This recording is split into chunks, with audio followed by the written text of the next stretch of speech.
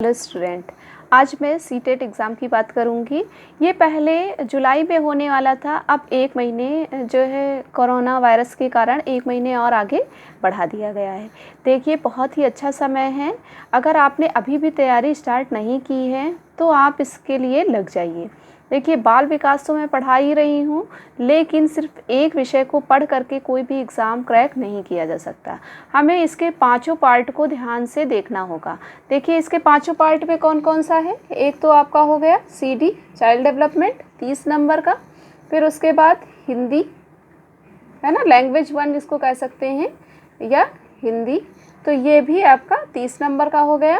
फिर जो है इंग्लिश या लैंग्वेज 2, ये भी आपका 30 नंबर का हो गया। फिर मैथमेटिक्स आया आपका, ये भी 30 नंबर का आया। फिर EVS आया आपका, और ये भी 30 नंबर का हो गया, है ना। तो इस हिसाब से 150 नंबर हो गए।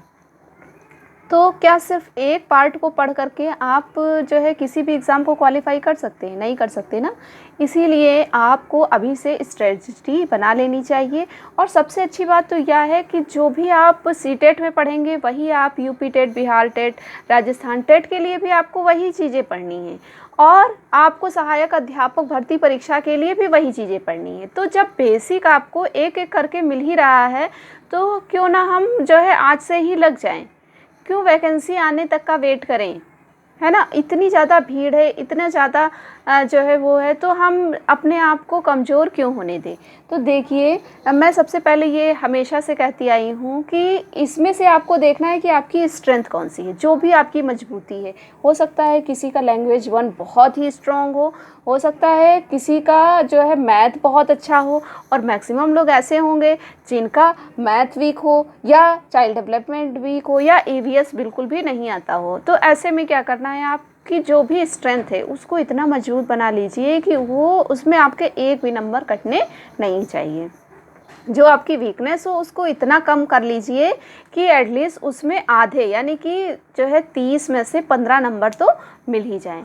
तो अगर यदि हम जो है, देखिए, 25 नंबर किसी भी तरह CD में, 25 नंबर लैंग्वेज 1 में, 25 नंबर लैंग्वेज 2 में, और 25 नंबर EVS में ले आते हैं, तो 100 नंबर तो यहीं हो गए, है ना। मान लीजिए आपका कोई भी एक पोर्शन वीक है, चाहे वो मैथमेटिक्स हो सकता है, आपका लैंग्वेज 2 हो सकता है, संस्कृत या इंग्लिश, या आपका चाइल्ड डेवलपमेंट हो सकता है, कोई भी एक हो सकता है। तो अगर वो वीक भी है और उसमें आप 15 नंबर भी ले आते हैं तो 115 हो गया ना।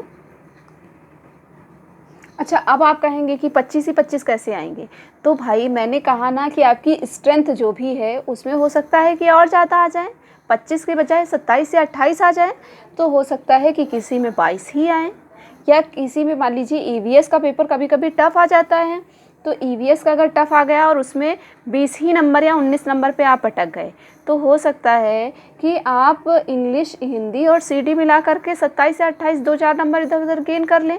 अच्छा, और नहीं भी होगा तो आप यहाँ पर 115 यानी सेफ जोन से काफ़ी आगे हैं। और ये सिर्फ क्वालिफाइंग एग्ज़ाम है, इसके मार्क्स जुड़ने नहीं हैं, तो यहाँ पर आप सेफली खेल सकते हैं। देखिए, मैं एक बार फिर से कहूँगी कि किसी भी एग्ज़ाम को क्रैक करने के हिसाब से मत पढ़िए। अगर क्रैक करने के लिए आप पढ़ेंगे तो आप बहुत लिमिटेड पढ़ते हैं, और उस लिमिटेड में और लिमिटेड हो जाता है। जब आप नॉलेज के लिए पढ़ते हैं तब आप क्या करते हैं कि आप ज़्यादा या ब्रॉड लेवल पर पढ़ते हैं और ज़्यादा सीखते हैं। तो हमेशा पढ़िए नॉलेज के लिए।